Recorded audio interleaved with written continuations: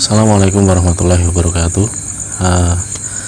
Selamat malam, salam sejahtera untuk kita semua. Om Swastiastu, Rahayu, Rahayu, Rahayu. Teman-teman dimanapun Anda berada, pada kesempatan malam hari ini saya ingin membahas tentang bahayanya orang yang mempunyai khodam jin, ya. Karena kita tahu sendiri bahwa jin itu adalah makhluk yang tidak terlihat, makhluk gaib yang keberadaannya tidak kita ketahui. Terus kemudian banyak tipu daya yang mereka lakukan kepada manusia dari zaman dulu. Nah, ketika orang mempunyai khodam jin itu sangat berbahaya sekali, ya. Yang pertama adalah khodam itu ada beberapa, ya, enggak mesti harus jin. Ada yang namanya itu khodam amalan. Nah, khodam amalan ini berasal dari amaliyah yang kita lakukan sehari-hari. Contoh seperti tirakat, terus kemudian wirid-wirid yang kita lakukan, dari laku prihatin dan lain sebagainya. Nah, hasil dari tirakat, laku tirakat, terus laku prihatin dan wirid-wirid yang kita lakukan itu pada akhirnya itu efeknya itu akan menimbulkan daya. Nah, daya inilah yang membentuk energi yang akhirnya menjadi energi milik kita atau daya milik kita, akhirnya menyatu dalam tubuh kita. Dan tentu saja itu ada pantangan-pantangan yang tidak boleh dilakukan, ya, untuk agar daya atau energi yang ada di dalam diri kita yang sudah menyatu tadi dalam diri kita itu tetap ada, gitu. Nah, itu khodam amal. Biasanya pantangannya adalah, kalau orang Jawa itu istilahnya itu molimo, ya, moh mendem, moh medok, moh main dan lain sebagainya. Nah, dari situ kita bisa menyimpulkan bahwa khodam amal atau hasil energi dari amaliyah itu bertempat atau menyukai tempat atau menyukai tubuh yang bersih, dalam artian hatinya bersih, pikirannya bersih, jiwanya juga bersih. Makanya biasanya para pelaku olah batin itu mereka suka puasa, suka prihatin, yaitu dalam rangka membersihkan diri dari kotoran-kotoran yang ada di hati, terus yang ada di pikiran juga. Nah, itu tadi, itu untuk khodam amal, ya. Dan khodam amal itu sifatnya permanen, artinya ketika kita sudah tidak mengamalkan, lama tidak mengamalkan, itu akan tetap ada, tetapi efek atau dampak yang akan kita rasakan itu berkurang. Nah, itu khodam amal, dan itu nggak bisa hilang sampai kita meninggal, itu akan ada itu. Dan bahkan di beberapa hal, di beberapa kasus itu khodam amal ini bisa nurun ke anak cucu, jadi bisa diturunkan, gitu loh, ke anak cucunya. Itu khodam amal. Dan positifnya adalah ketika khodam amal itu menyatu dengan anak cucu, itu akan mendidik atau membawa ke jalan kebaikan, biasanya seperti itu. Dan untuk khodam jin itu ada beberapa, ya. Yang pertama adalah yang jenisnya itu isian. Nah, yang isian ini cenderung lebih kasar, dalam artian dia lebih sesukanya, lebih sekehendaknya. jadi sesuka hatinya. Itu kodam jin yang isian. Nah, itu sangat berbahaya sekali, karena ketika jin itu dimasukkan ke dalam tubuh atau ditempelkan ke dalam tubuh, ya bener, energinya akan menyatu, karena materi yang menyeliputi jin itu adalah energi sebenarnya.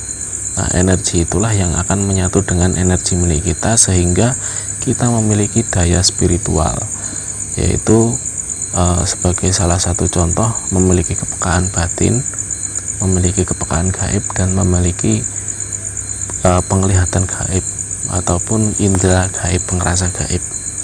Nah, karena itu tadi perpaduan energi tadi.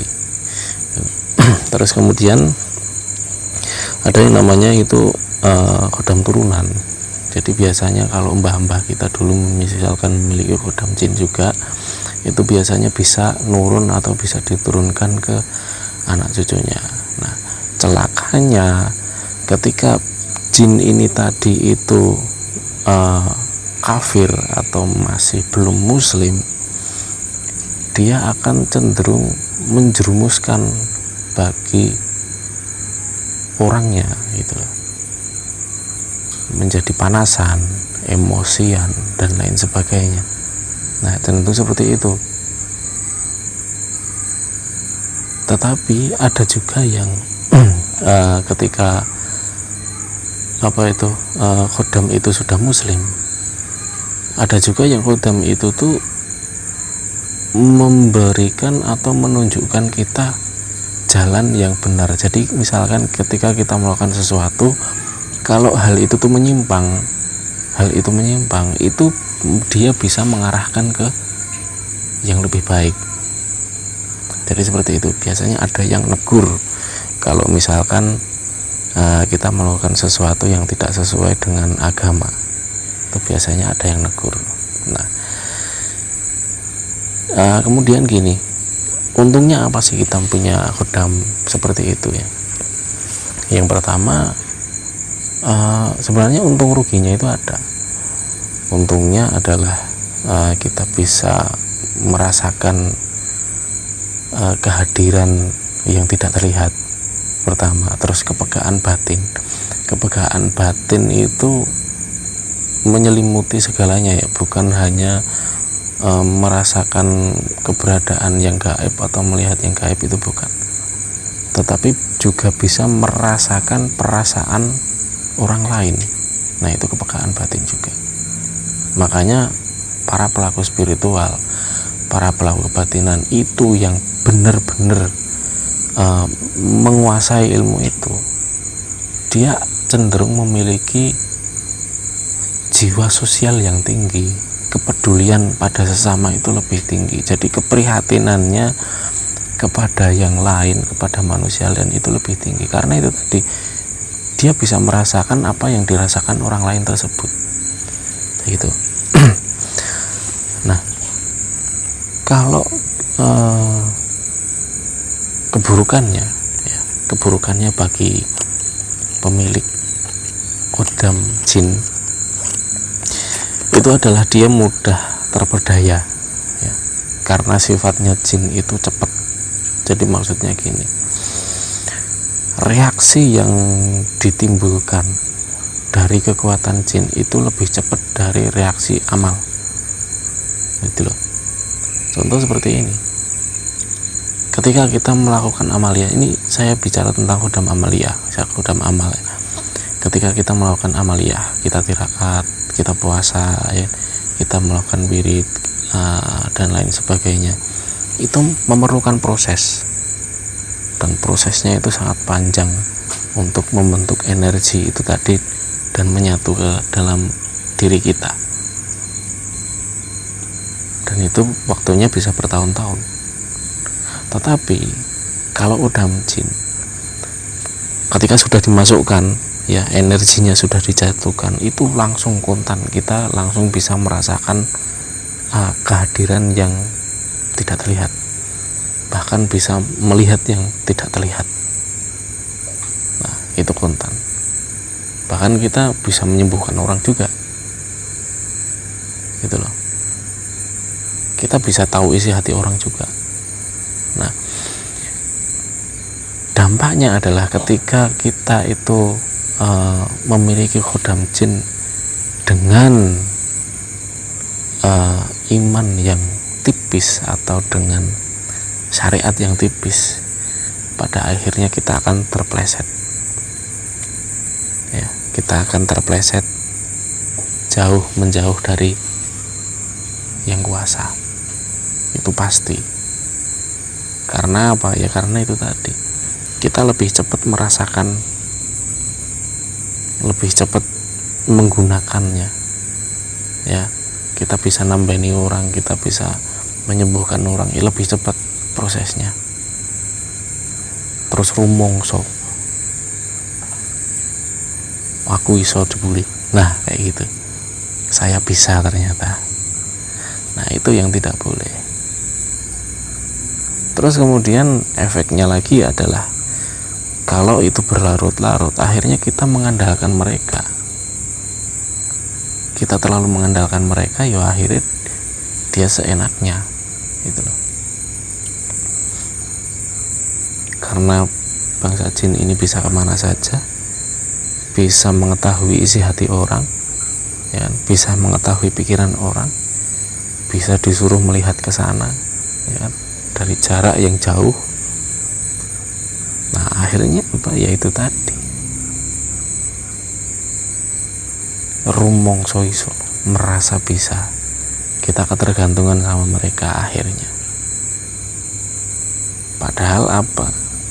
Semua itu kalau tidak ada izin yang di atas, kalau tidak ada izin dari Allah, ya nggak bisa apa-apa gitu loh.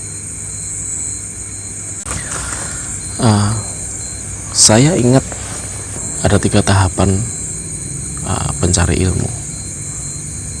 Yang pertama, ketika seseorang itu belajar suatu ilmu, maka dia akan sombong. Dan yang kedua, ketika dia sudah memahami suatu ilmu, maka dia akan tawadhu, dia akan rendah hati, dia tidak akan sombong karena sudah memahami ilmu tersebut. Tahapan ketiga adalah ketika dia itu menguasai suatu ilmu, maka dia merasa tidak punya apa-apa atau tidak bisa apa-apa. Karena apa? Ya karena semua itu atas kehendak Allah gitu. Karena Allah yang maha berilmu, yang maha mempunyai ilmu. Jadi seperti itu.